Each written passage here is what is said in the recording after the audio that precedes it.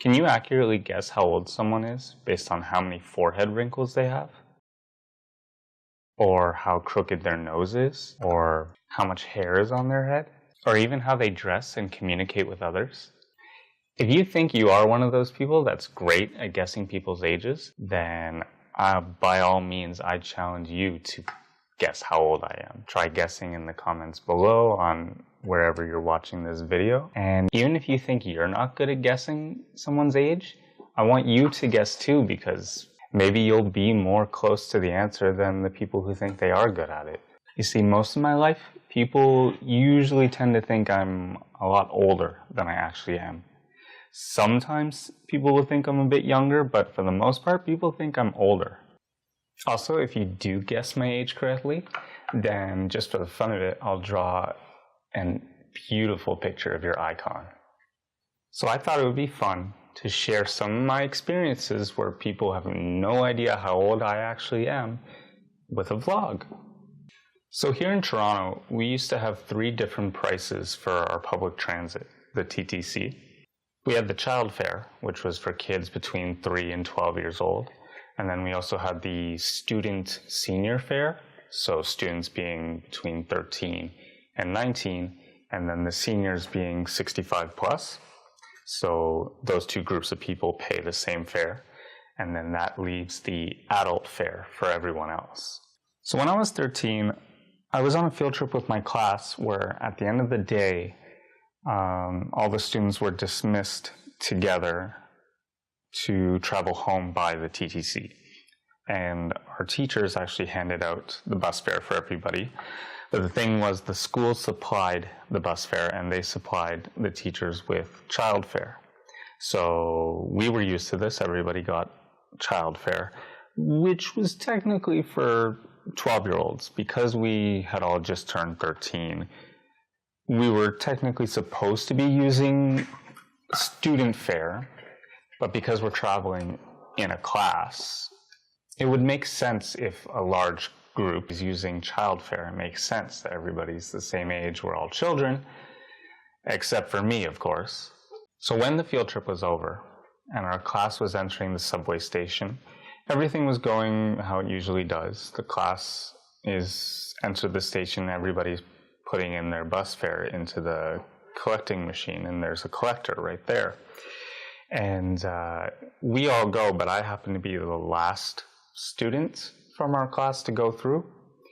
And I put in my fare, and I go to walk through the tourney thing, and it's locked. I can't go through. The collector had pressed his button and made it so that it would lock.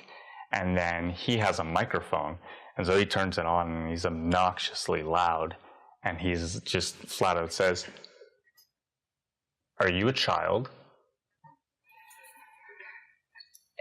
And I was super shy and awkward back then. That was a really scary situation to be in. I just froze immediately. I didn't even understand, like, what am I supposed to say in that situation?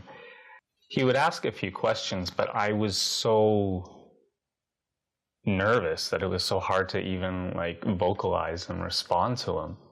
Because honestly, I was just completely flabbergasted to have been singled out from my peers and, like, having to be on the spotlight and be like, what's going on? Why am I in trouble?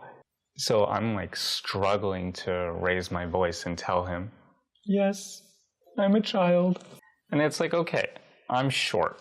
I'm 5'6". I've always been the shortest out of everybody I've been around. All my classmates and peers, especially all the other guys. I'm always the shortest. However, I did start hitting puberty before a lot of my peers. By the time I was 11 years old, I was already growing a very minuscule amount of facial hair and already being just ambushed by loads of acne.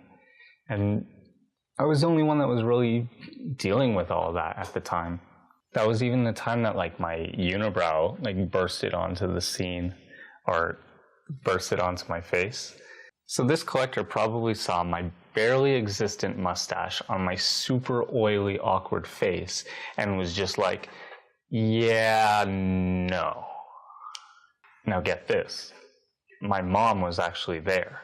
I think she was there to pick me up since I was still getting used to using the TTC, whereas like some of my other friends, they were already used to it. Like they were allowed to travel by themselves, go to the mall and whatever. I was still kind of getting used to using it, so mom was there. Yes, hi princess. Hello. Hello. Do you want to come join me? Come. So mom had already paid her fare because she was ahead. I was talking with some friends. I was at the back of the group. So she was already on the other side of the turnstile or whatever. She was not happy with whatever was going on, and she made it very clear how upset she was. She was telling the collector, of course he's a child. Those are his classmates. And then he's all, show me his ID. And then she's all, he doesn't have ID. He's just a kid. And then he's all like, you'll have to pay a full adult fare for him, or we'll have to get the police involved. So then my mom throws in the extra $1.75, however much it was, to make it a full adult fare. She puts it in, all just muttering to herself and just really frustrated with the situation. I honestly felt like this whole situation was playing out like this one scene from the Benchwarmers. How old are you? I'm 12. We're like 1,200. Check my birth certificate. He's legit. You're kidding, this is green crayon. Except I was actually that young. As you can tell, I literally think about this like every day. Because it's like I go into every time I go into the TTC, I always get this like flashback of this situation, because that was one of my first memories of when somebody was just not believing I was actually as young as I was saying I was. So I have at least 2 more stories about the misinterpretation of my age. If you enjoyed listening to this little story and are just dying to know how old I actually am, consider subscribing to the channel so you know when part 2 is released. You can also look out for updates on our Facebook, Instagram, Twitter, everything. Thanks for watching.